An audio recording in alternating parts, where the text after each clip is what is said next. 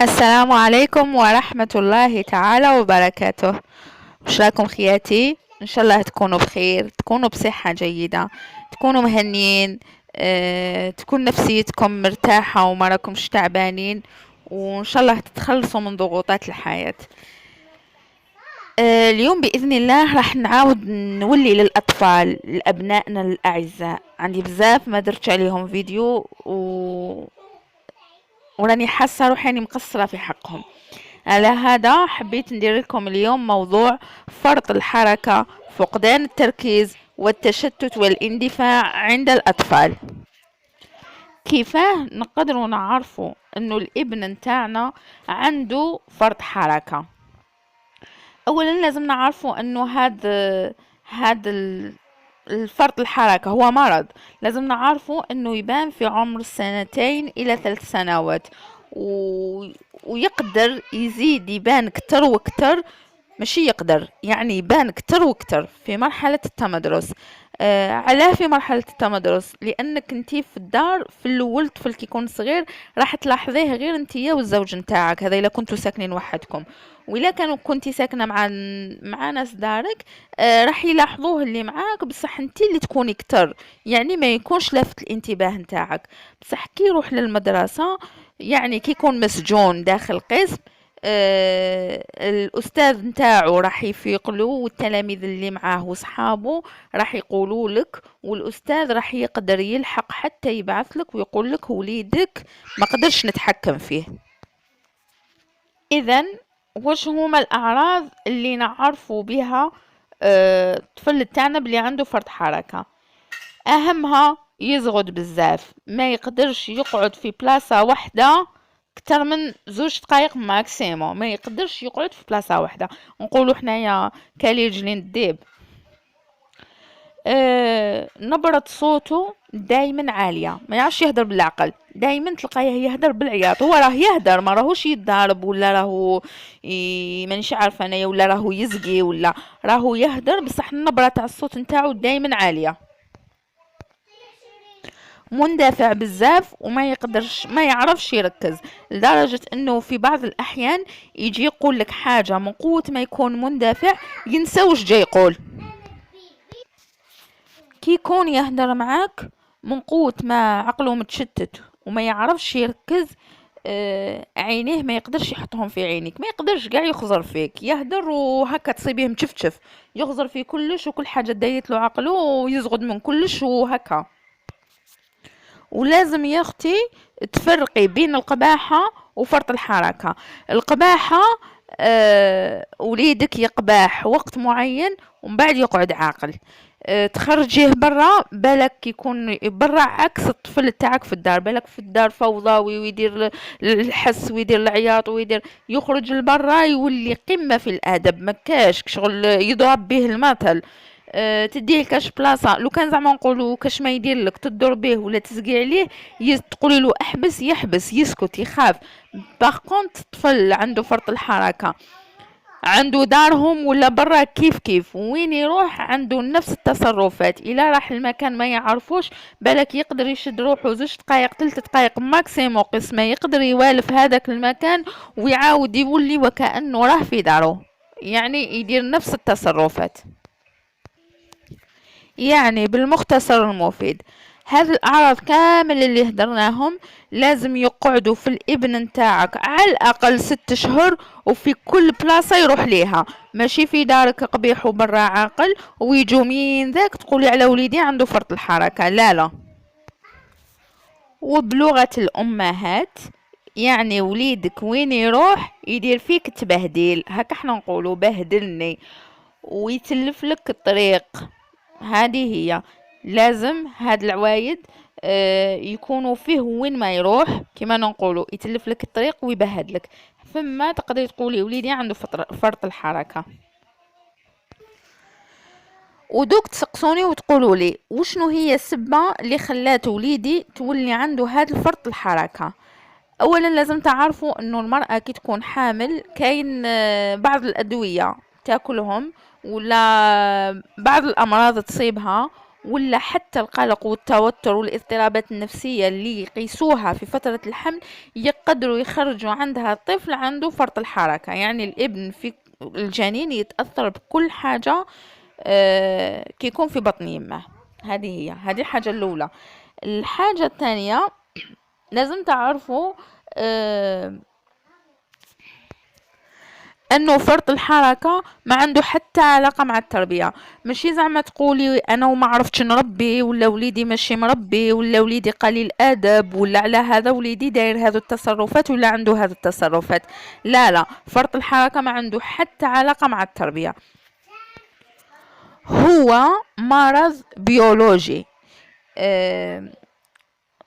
والملفت للانتباه انه هذا الاطفال عندهم نسبة ذكاء عالية وتفوق فوق المتوسط هكا. والدليل على هذا انك طفل يكونوا في الحاله العاديه الطبيعيه نتاعو، انت بالك كي تشوفي وليدك ما يعرفش يقرا، بصح كي يكون في الحاله الطبيعيه نتاعو وتبداي تقري فيه تلقايه بزاف يتجاوب معاك وتنخلعي فيه في بعض الاحيان تقولي ما شاء الله عليه، تقولك ما وليدي. ولازم تتأكدي يا أختي أنه المرض تاع وليدك ما راهوش خطير، ولازم تعالجيه في المرحلة الأولى نتاعو باه ما تتأثرش الدراسة نتاعو. تقولي لي كيفاه؟ نقولك الطفل إذا كان يزغد بزاف راح يكون عنده نقص تركيز، وبالتالي تشتت وعدم انتباه، ويكون عنده نقص استيعاب منطقي في الدراسة، ما راهوش ينتبه وما راهوش يركز، يعني منطقيا راح يولي ما يعرفش يقرأ. قولي لي وين راه الخلل؟ علاه وليدي حكموا هذا المرض؟ وشنو هما الحاجات اللي قصرت فيهم انا ولا درتهم غالطين باه وليدي حكموا هذا المرض؟ نقولك انتي ما عندك حتى دخل. احنا كي خلقنا ربي سبحانه عندنا زوج مواد في المخ نتاعنا، ما نعطيها لكمش طريقه هكا تاع الطب النفسي والعلمي وكامل، نهضروا بالحاجه اللي نفهموها احنا نسا كامل. عندنا زوج مواد في المخ نتاعنا هما اللي يخلوا الانسان يقعد راتب ويقعد مركز. وليدك عنده خلل في هذه المواد، عنده نقص ما عندوش زياده، ماشي معناتها كي نقولوا فرط حركه يتسمى عنده هذه المواد بشكل مفرط، لا هو عنده نقص فيهم. على هذا الشيء عنده هذاك الخلل تاع ما يعرفش يقعد نورمال وما يعرفش يركز نورمال. والحل الوحيد انك تدي وليدك لطبيب يعطيه دواء، وهو يعاود الطبيب هو يعاود يشخص الحالة نتاعو ويعطيه دواء يوازن بين هذا الزوج مواد. وما تخافي ما تتقلقي، الدواء ما راهوش مضر بتاتا بالصحة نتاعو، بالعكس راح يساعده باه يعيش حياة طبيعية. وللتنبيه الدواء يتمد في النهار ماشي في الليل، لانه الطفل في النهار في الليل راح يكون هو اصلا هادي، راه راقد، راه مكالمي، وش راح تزيدي تهدئي فيه وش راح تكالمي فيه، ومام كي يخدم فيه ما راهوش راح يفيدو، باسكو الطفل في ديك الدقيقه ما راح تستفادي منه في حتى حاجه. الدواء يتمد في النهار باه يقدر يوازن له التركيز والهدوء ويقدر يستوعب في المدرسة نتاعو ويكون طفل عادي طبيعي في الدار. كراني نقول لكم عادي طبيعي وليدكم ما راهوش مختل، راني نهضر لكم على الحالة تاع التوازن والتركيز، ما هو لبس عليه. كاينه حاجه لازم نقولها لكم، لازم على بالي باللي كل ام عندها طفل من هذا النوع لقات صعوبات بزاف باه تتعامل معاه، وفي بعض الاحيان اعتمدت العنف باه تقدر تحطه عند حدو ولا تحد التصرفات نتاوعو. انا نقول لكم باللي العنف هذاك ما راهوش راح يجيب نتيجه معاه، بالعكس راح يزيد يكريزيه. يعني تضربي ولا ما تضربيش كيف كيف. وهذاك الضرب ديري في بالك باللي كي يكون صغير من عامين حتى ل7 سنين 8 سنين تقدري بالك تتحكمي فيه، تلحقوا فترة 9 سنين وطلع ديري في بالك باللي هذاك العنف وهذيك الحقرة اللي كان يحس بها من جهتك من جهتك تجاهه راح يخرجها وتولي عنده صح اضطراب نفسي. فرط الحركة ما هوش مرض نفسي، نسيت باه نقول لكم هو مرض طبيعي تسمى تدي عن طبيب طبيعي عادي. هذاك الكبت تاعك اللي راح تديريه له وتقولي له اسكت وما ديرش هكاك وما ديرش هكاك وراح تضربيه، هذاك الكبت اللي يكون فيه هو اللي راح يخرجه يولي طفل متنمر، يولي الطفل يحب العنف، يولي عنده، يولي يصرخ، يولي يدير حاجات ما كنتيش قاعد تتوقعيهم منه. هذا نتيجة العنف اللي مارستيه عليه. هذا اللي يولي اضطراب نفسي.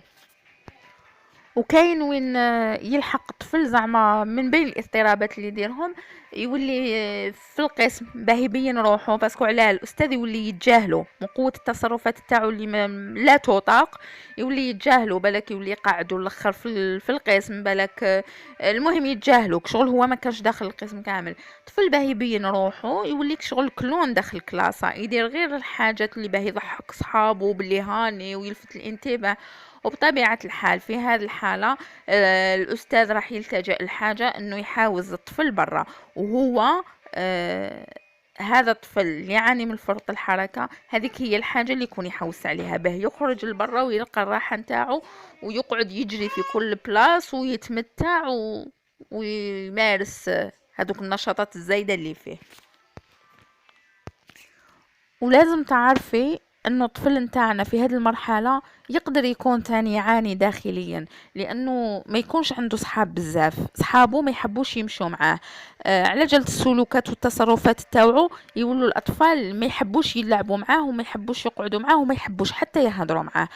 مثلا نعطيك مثال بسيط، انتي يا ام تشوفي وليدك مصاحب واحد كيما هذا عنده فرط حركه، انتي منطقيا راح تقولي له، انتي ما تحكميش عليه بلي هو مريض، انتي تقولي هو هكاك، هو ماشي مربي، تقولي له وليدك ما تزيش تمشي معاه وما تزيش يحبك تمشي معاه. على هذا لازم نراعوا الحاله النفسيه نتاعهم، باللي هما مساكن راح يكونوا يعانيوا من الداخل، لاخاطش راهم مرفوضين من عند الاستاذ والوالدين يعاقبوهم في الدار، وحتى الاصدقاء ما عندهمش. على هذا آخر نصيحة نمدها لكم، نقول لكل امرأة شافت هذه الأعراض في وليدها وميزتهم مليح، واني نقول لك فرقي مليح بين القباحة وفرط الحركة. لازم هذه الأعراض نعاود نفكرك يدوموا أكثر من 6 شهور، ويكونوا في كل بلاس، ماشي في دارك قبيح وبرا عاقل تقولي وليدي عنده فرط حركة. من بين الأعراض ثاني اللي ما قلت لكمش، مثلا زعما نقولوا وحدة ساكنة معنا صدارها عندها غرفة واحدة، توكلوا وتشربوا وتدخلوا حاشاكم للتواليت ودير له كلش، كي تدخلوا للشومبرا من قوت ما يحملش يقعد في الدار، يبدا يقول لها نروح ناكل، اني جيعان اعطيني نشرب، نخرج حاشاكم للتواليت، المهم الحاجات اللي يكون دارهم قاع يقعد غير يعاود فيهم. هذو ثاني من بين هذوك العلامات. نقول لك الا شتي وليدك عنده هذه الاشياء وزاد الاستاذ بعث لك والناس قالوا لك برا، بسرعه وما تتجاهليش الموضوع، ادي وليدك للطبيب، وما راكي خاسره والو، خلي الطبيب يشخص لك المرض تاع وليدك، الا كان مرض راح يعطيه دواء يساعده في حياته، والا كان طبيعي فترة وتجوز ان شاء الله، وحنا ماذا بينا كامل ان شاء الله يكونوا طبيعيين، باه ان شاء الله واحد ما يلحق للدواء والاخر والطبيب. ونزيد نوصيك انه ما راهوش مرض خطير، بالعكس ما الدواء نتاعو ما راهوش خطير، راح يساعده برك باه ينقص له هذا فرط الحركه الزائد اللي عنده. نتمنى حبيباتي الغاليات نكون فتكم بهذا الموضوع، ونتمنى نكون لحقت لكم الفكره وبسطتها لكم الى اقصى حد. دمتم في رعايه الله وحفظه، وتهلاو في وليداتكم هما مستقبلكم. الى اللقاء حبيباتي.